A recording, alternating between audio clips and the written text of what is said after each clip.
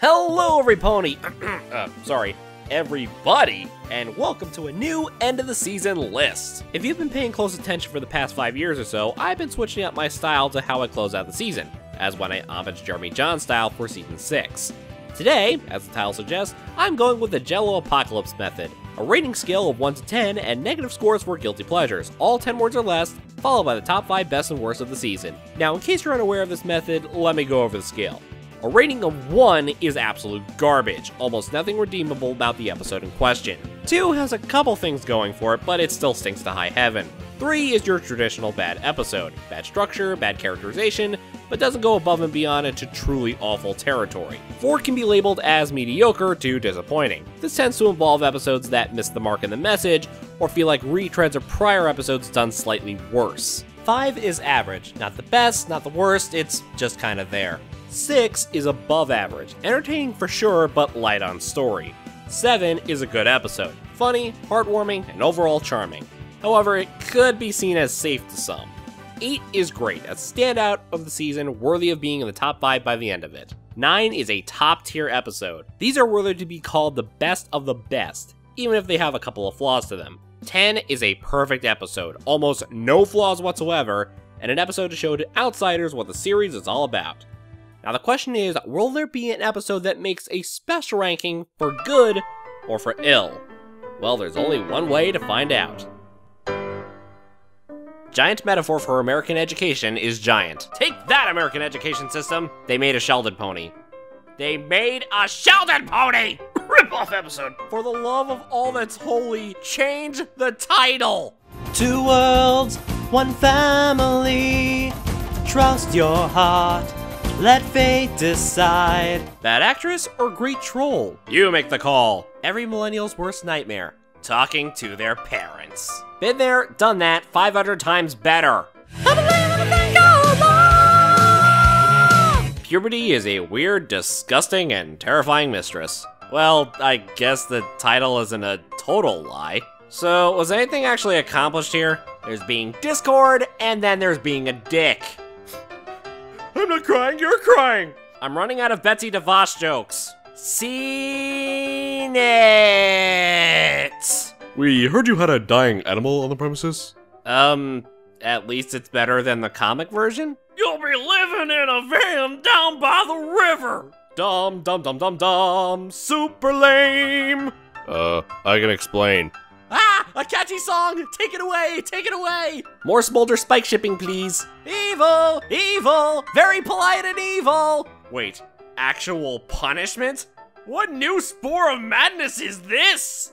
So, looking back, Season 8 had some of the best episodes, and also the episodes that are the epitome of bottom of the barrel.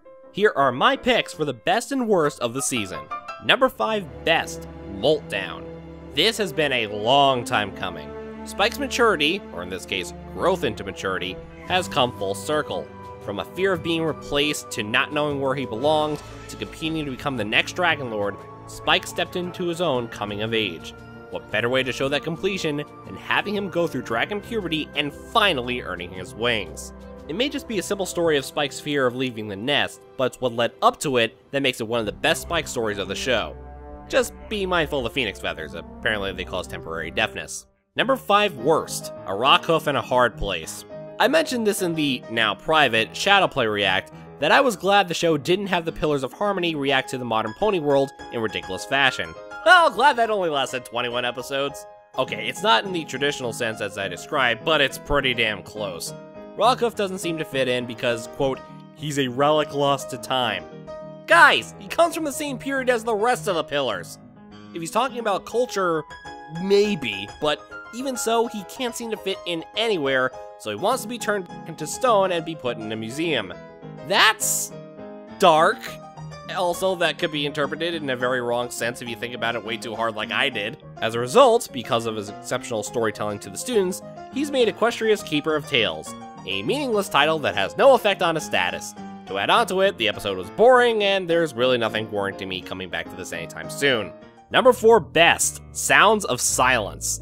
This was the episode I was looking forward to the most, just on concept alone. A group of mythical unicorns called Kirin take a magical vow of silence to prevent their angrier, more destructive side from getting out of control. Already, this is reminding me of the pilot episode from the original Kino's journey. As pointed out in the episode, this is the first time two ponies who travel together already for a friendship quest were called a second time. To be honest, I think it worked better here than in Viva Las Pegasus, because both elements of kindness and honesty were used to reach their goal equally, as opposed to honesty being more front and center. Add the ever-excitable Rachel Bloom as Autumn Blaze, a Kieran tale being the best song of the season, and a moral about the necessity to express yourself in your own way without going overboard as well as keeping your emotions in check, you have an episode that makes all bottled up obsolete. Number 4 worst, Yakety Sax. Hey, Pinkie Pride, a friend indeed, and Party of One called. They said they want their good character back that you clearly don't get. I don't know who the depressed pink pony in the episode is, but it's sure as hell not Pinkie Pie. According to this episode, the only thing that makes life have any meaning for the element of laughter is playing a yavitaphone, a yak instrument that is difficult to master and only just heard about. I'm sorry, I thought her friends and making other creatures smile was all she needed. It's right in the Smile song! There's one thing that makes me happy and makes my whole life worthwhile, and that's when I talk to my friends and get them to smile. Yeah, screw everyone else's happiness. The only thing that's truly worthwhile is playing an instrument you know you aren't good at. This is a severe lack of logic for the pony that defies logic, if that makes any sense. Number 3 best, What Lies Beneath.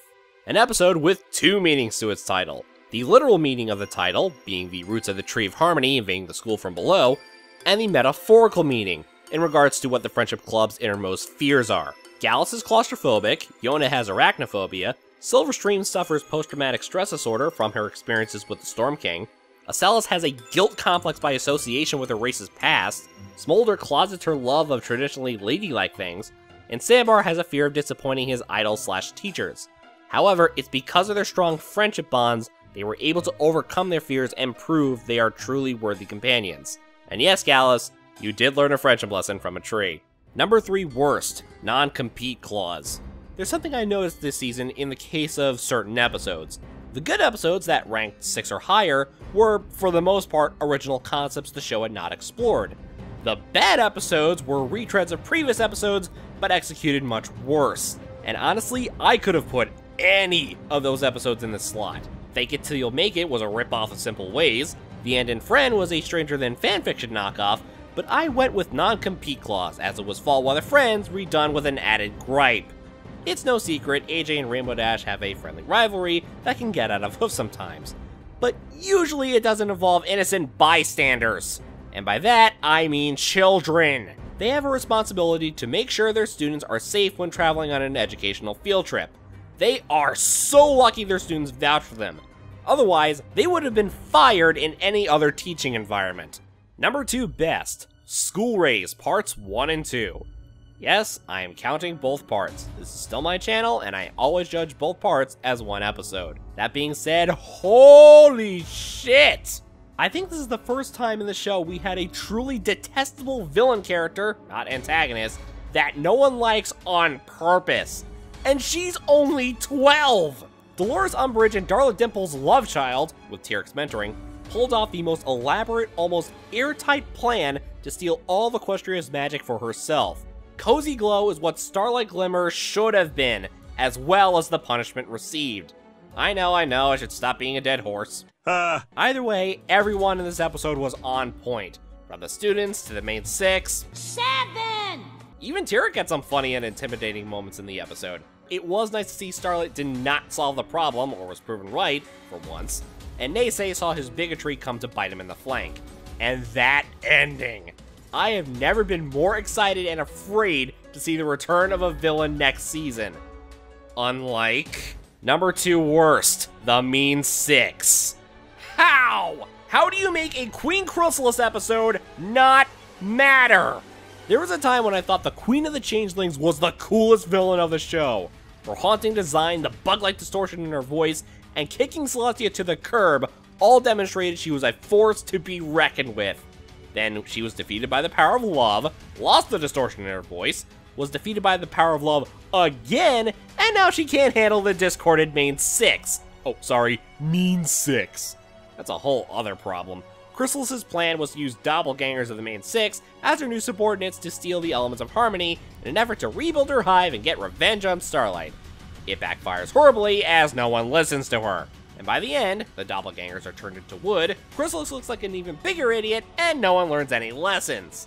So this episode is 100% skippable. You can actually pass over this episode, and it will not affect the overarching plot in any capacity. It's a sad day when Flim and Flam have a more lasting impact on the series as antagonists than Queen Cheeselegs does as a recurring villain. Number 1 best, The Hearthswarming Club. This was just a feel-good episode all around.